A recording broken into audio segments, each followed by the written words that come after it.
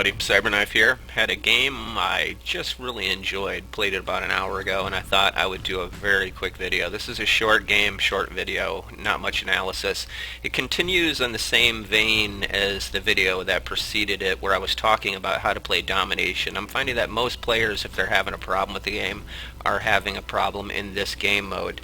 Now, if you look down at the mini-map in the lower right-hand corner, you'll see I've got my pointer activated. And just to fill you in, I've cut ahead here, cut to the chase as it were. My partner in crime, Eric Teufelhund, was spawned down here, and I was spawned over here, and our plan is to meet in the middle at B. As I say before, this is Domination, and you need to get into these caps and get fighting immediately. It's not like in the other game modes where you may be successful hanging back along the secondary line, feeling out the enemy before engaging. If you wait and hold back to fight, then you hold your team back. So basically here, I just got lit, or detected, lit as I say, by something. So I know that something with a good view range is peeping me right now, but I'm going to continue and hang a right and get myself into here.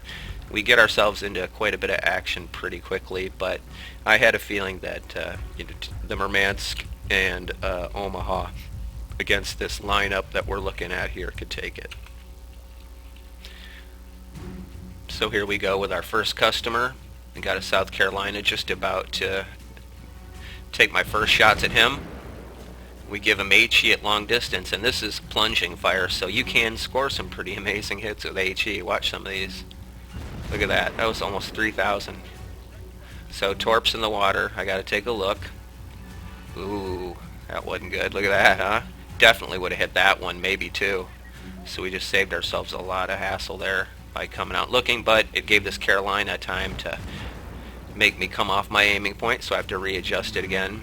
Now there, I got hit in my engine. Engine and steerage, I will always fix immediately. I like to stay under power and underway.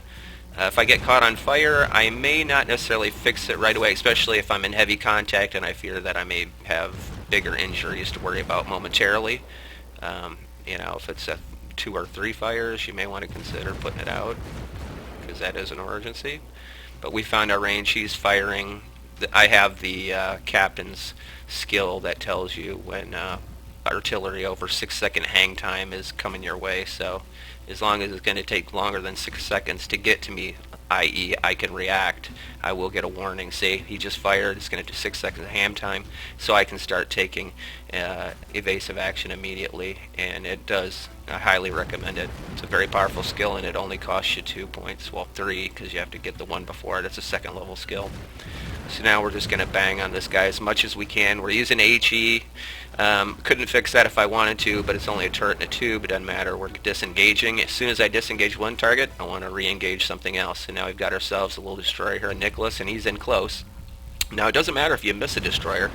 I did think those had a chance to hit him, but it's not that big a deal if you fire in front of him, because it will cause him to start adjusting. And what you want to do is get him to come in close and either lose speed, i.e. turn, like there we get him to hit, so he's going to turn, he's going to lose speed, and either come at us or go directly away from us. And that, once he does that, he's dead. And this guy is dead. Taking the lead. Of course, just for new guys, if you don't know, always use HE on the little things like that. Armor penetrating will penetrate in and out and not cause any damage. And then again, if you use armor penetrating on things like, say, a higher tier battleship, you'll just do spalling damage, like 300 instead of, you know, a couple thousand maybe, and also you won't have any chance to set them on fire. So use the right ammunition. You can see my proclivity here for going for the rear of a ship.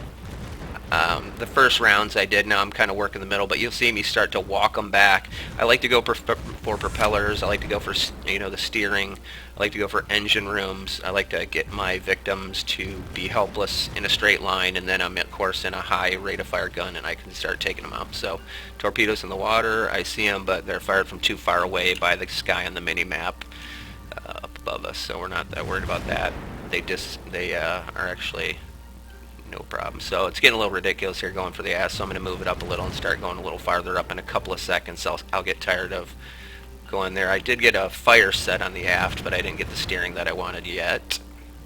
So now we're going to have to shift up a little and get in a couple more shots. He's going for ground. I think he is forced to go right into the wall here. I don't think he's just running there on his own design. I think he's still screwed. I don't think he can move. So we're gonna, I think Eric finishes him off. Yeah, so good job to Eric there. So we both then switch our aims to the Chester.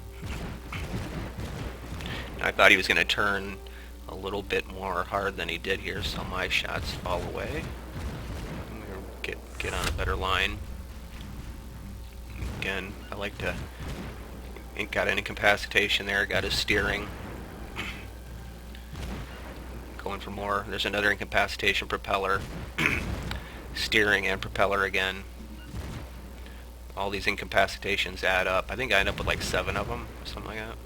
I love that. Castles are nice. That just means full damage. But an incapacitation is what I really like to get. Switching targets now to Jakuma. I'm gonna shoot some HE at him, and then I'm gonna switch to AP. There, I got a lucky propeller shot. That wasn't by design. That was just luck. So we'll finish him off real quick with our next salvo of AP. He's going down. He probably knows it, especially when they come right at you like this. It's like you can't even miss. Boom. At 1,000, he was lucky. Won't be lucky again. So he goes down. We go switching to our last victim of the game. Now, as you can see up top, we've got a lot of cap points. We have in the mini map, we've captured all of the points. Most of their fleet, as you can see, focused on us here, and we took them all down. See all the dead guys?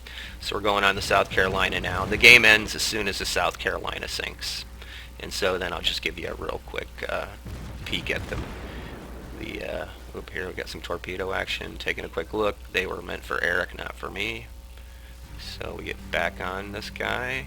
Torpedoes do make you look. If nothing else, they make if you forget to lock your guns on, it might move your guns. Gets off your point of aim. We get back on them pretty good.